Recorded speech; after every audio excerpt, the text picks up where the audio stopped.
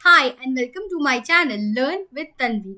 आज मैं आपके लिए एक नई सीरीज लेके आई हूँ जिसमें मैं मराठी ग्रामर के सब पीवाईक्यूज के सवाल सॉल्व करने वाली हूँ। और आज सबसे पहले मेरा वीडियो 2023 मार्च के पीवाईक्यू पे होगा, पूरा grammar section with solution and explanation. ये वीडियो मैंने खास नॉन महाराष्ट्रियन लोगों के लिखा है जिनको मराठी बहुत डिफिकल्ट जा रहा है समझना या फिर सॉल्व करना हो। मराठी ग्रामर टोटल आपको 16 मार्क्स आने वाला है सवाल में और पूरे 16 मार्क्स सबके हाथ में, इसलिए मैं पूरा ये सीरीज लेके आई हूँ फ्रॉम मराठी सारथी। तो बिना कुछ टाइम वेस्ट किए, का बोर्ड्स बहुत पास आ रहा है इसलिए हम लोग डायरेक्ट सोल्यूशन पे जाते हैं। सो आपका सबसे पहला जो सवाल था, वाक्य ओळखा, वाक्य प्रकार ओळखा। जैसे कि आपको पता होगा 4 ही टाइप से आपको उद्गारार्थी, प्रश्नार्थी, विधानार्थी और उद्गारार्थी, आज्ञार्थी, प्रश्नार्थी और विधानार्थी।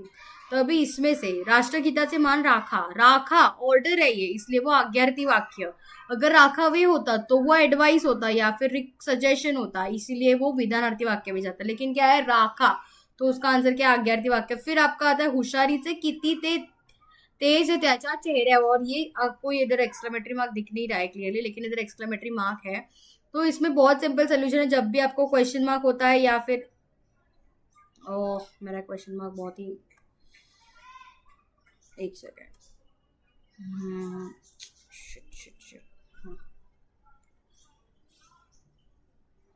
एक मिनट, लेट मी इरेज। ये क्वेश्चन मार्क बहुत ही विचित्र पद्धतीने आहे।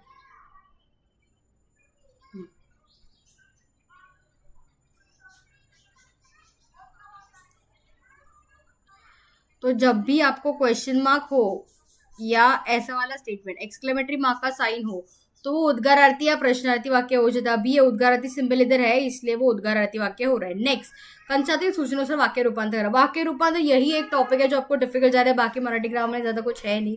वाक्य रूपांतर कैसे करोगे, तो दररोज व्यायाम कर दो, ये आंसर है, ये जवाब है। अभी इसके लिए आपको सवाल तैयार करना है, तो कैसे करोगे, इसमें ही आप वर्ड ऐड कर दो। तो अब स्टेटमेंट का फॉर्म चेंज नहीं करो, पहले एक सवाल पूरा कॉपी कर लो, तो दररोज व्यायाम कर दो। फिर उसके आगे एक वर्ड का, तो दररोज व्यायाम करतो का, मतलब इसमें मैंने क्या किया, पूछा है और इसका सोल्यूशन ये है कि हाँ बाबा तो दररोज व्यायाम करतो। ये आंसर। अभी प्रश्नार्थी वाक्य जब करना होता है ना, तो ऐसे कंसिडर करना होता है कि जो हमारा सवाल है वही हमारा जवाब है और इस जवाब के लिए आपको सवाल तैयार करना होता है। त्याच्यानंतर काय होतं, मन, एक सेकेंड,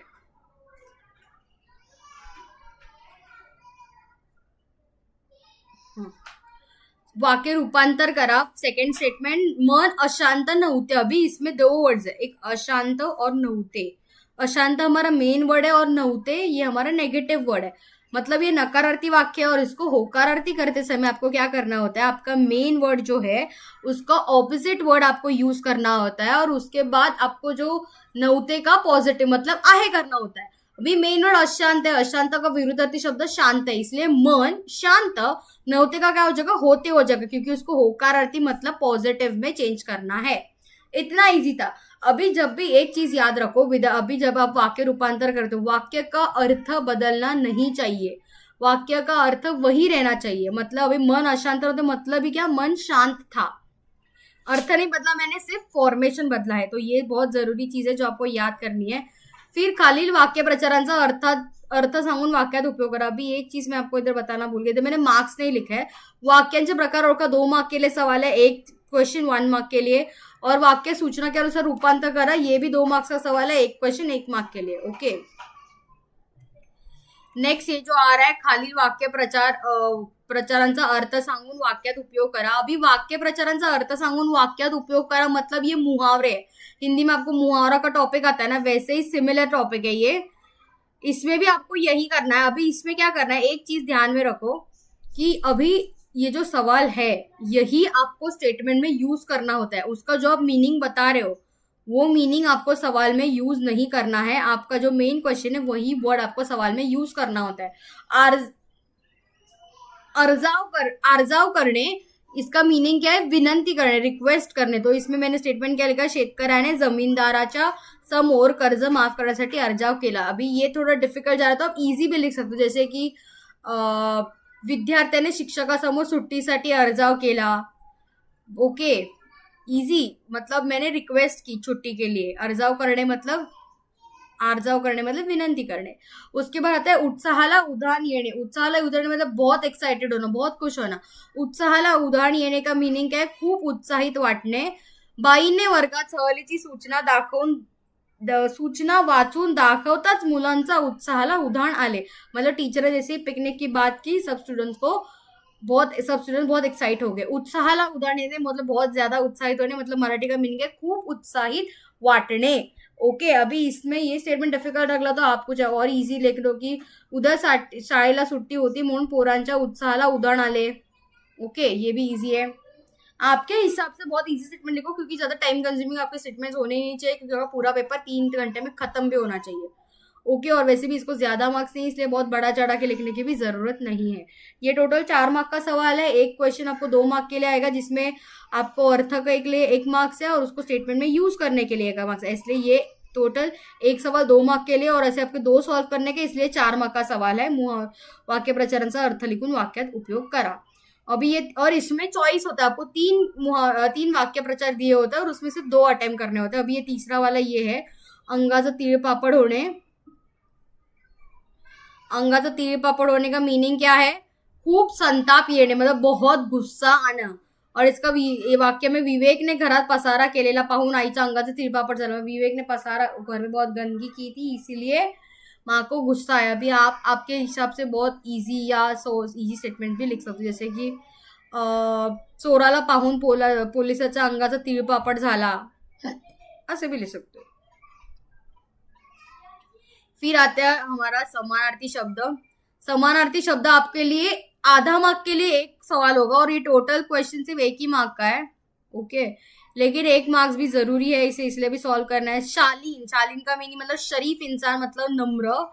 फिर आनंद, आनंद मतलब हर्ष, खुशी. उसके बाद विरुद्धार्थी शब्द में खासगी है. खासगी का मीनिंग प्राइवेट, तो खासगी का ऑपोजिट क्या हो जाएगा? सार्वजनिक मतलब पब्लिक. फिर आता है चूक मतलब गलती, तो उसका ऑपोजिट क्या आ जाएगा? बरोबर.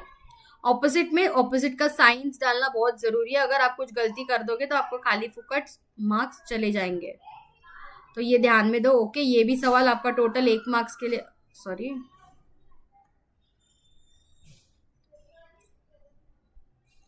ये भी सवाल आपका टोटल 1 मार्क के लिए. उसके बाद आता है वचन बदला, और फिर आता है वचन बदला. अभी ओके, ये ऊपर ही रह गया है गलती से, 1 सेकेंड. ठीक है, आपको समझ आ जाए.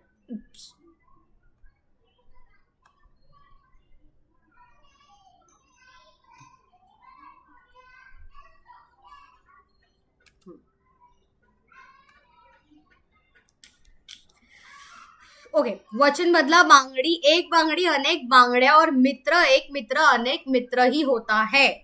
आप उसको अनेक वचन में करके देखो, आपको आंसर मिल जाएगा, ज्यादा डिफिकल्ट नहीं है. अभी इसमें एक ट्विस्ट आता है कि इधर देखो वचन बदला लिखा है. जब भी वचन ओळखा होता है तब क्या होता है? आपको वचन पहचानना होता है. ये सवाल आप ध्यान से पढ़ लो, क्योंकि आप इसमें बहुत गलतियां कर दो. अगर वचन ओळखा होगा और आपने बदला करके आया तो आपके मार्क्स खाली फुकट चले जाएंगे. 1 मार्क भी आपके लिए जरूरी है. वचन बदला है मतलब चेंज करना है. जब भी आपको वचन ओळखा होता है तो वो पहचानना होता है. वचन ओळखा में क्या आएगा आपके आंसर? एक वचन या अनेक वचन आते हैं. ये शक्य तो आता नहीं है, वचन बदला ही आता है आपको मोस्टली. फिर भी अगर इनकेस आया, इसलिए मैं आपको बता के रख रही हूँ, तो फिर आपको कंफ्यूजन होगा. फिर आता है लिंग ओळखा, मतलब क्या? लिंग को पहचानना है. अगर आप इसमें बदल के आए तो वापस आपको मार्क्स खाली फुकट चले जाएंगे. ओके, सो ये ध्यान में रखो. इसमें आपको क्या करना है? लिंग को पहचानना है. लिंग को पहचानते समय आप 3 वर्ड्स बहुत जरूरी है जो याद करना है, मतलब तो, ती, ते. अगर आपको लिंग कैसे पहचानना है ये आता नहीं है तो मैं आपको इजी ट्रिक बता दे रही हूँ. देखो, डोंगर, डोंगर ये शब्द आपको आया, इसका लिंग पहचानना है आपको. तो डोंगर के आगे आपको तो, ती, ते लगा के देखना है. अगर उसमें जो भी सिमिलर, अगर तो जा रहा है साउंड के साथ, तो वो क्या हो जाएगा? पुल्लिंग हो जाएगा, मतलब मेल. अगर ती जा रहा है तो फीमेल. और नपुंसकलिंग मतलब उन दोनों के बीच नॉन लिविंग थिंग मोस्टली, या फिर वो उसका कोई जेंडर नहीं, ऐसा नहीं. नपुंसकलिंग शक्य तो आता ही नहीं है आपके लिए, पर स्त्रीलिंग और पुल्लिंग आता है. ओके, सो लिंग ओळखा में सबसे पहले डोंगर, जैसे कि मैंने बोला तो, ती, ते लगा, ते डोंगर आता है, नहीं. ती डोंगर नहीं, क्या होता है? तो डोंगर. तो क्या है? पुल्लिंग वर्ड है, इसलिए डोंगर ये कौन सा लिंग ओळखा है? पुल्लिंग. शिक्षिका, शिक्षिका को भी तो, ती, ते लगा के लिखना है, तो आपको शिक्षिका देख के ही समझ आ जाएगी कि वो स्त्रीलिंग. ती शिक्षिका, इसलिए वो स्त्रीलिंग है. फिर आता है वाक्य लेखन नियमानुसार लेखन। लेखन नियमानुसार लेखन मतलब इसमें spot the error types. Okay, तो अभी इसमें ये आपको टोटल 2 मार्क नहीं, हाँ 2 मार्क का सवाल है ये भी।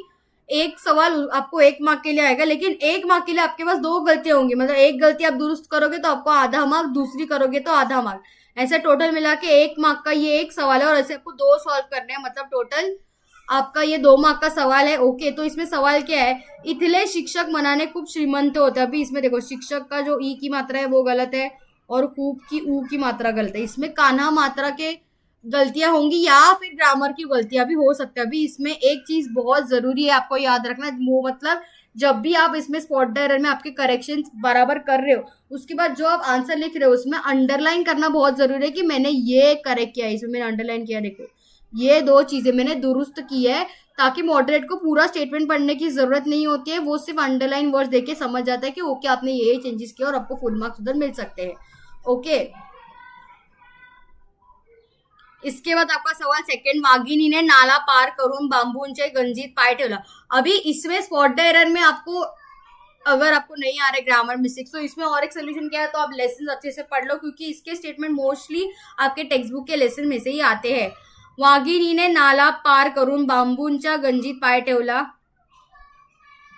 बांबू का बू दूसरा आता है, और वाघिणी का घी का जो ई की मात्रा है वो पहली आती है। इसमें मैंने अंडरलाइन किया कि मैंने क्या चेंजेस किए हैं, ये जरूरी है, अंडरलाइन करके रखो जो चेंजेस किए आप लोगों ने।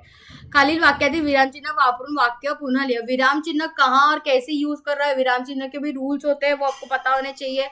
अभी जैसे जैसे मैं आपके क्वेश्चन पेपर सॉल्व करते जाऊंगी, जो जो विराम चिन्ह हम यूज करें उसके रूल्स में बताते जाऊंगे। ओके, सो लाल हिरव्या बांगड्यांकडे त्याने कौतुकाने बघितले। अभी ये अब्दुल वाला लेसन में से है। ओके, चूड़ी वाला लेसन में से है। तो अभी लाल हिरव्या 2 कलर्स है, बराबर सेम, रेड और ग्रीन, क्या 2 कलर है, इसलिए 2 कलर के बीच में क्या आ जाएगा, कॉमा। जब एक ही ग्रुप ऑफ थिंग्स में से हम बहुत वर्ड्स यूज करते हैं, उसके बीच में हम लोग कॉमा डालते हैं, इसलिए कॉमा, और फिर क्या एंड में फुल स्टॉप। इतना इजी था इसका विराम चिन्ह लगाना। विराम चिन्ह भी 1 मार्क के लिए एक सवाल आता है, तो उसमें आधा आधा मार्क के लिए आपको 2 विराम चिन्ह ऐड करने होते हैं। ओके, और ये 2 मार्क का सवाल है, मतलब 2 क्वेश्चन आपको अटेम्प्ट करने हैं।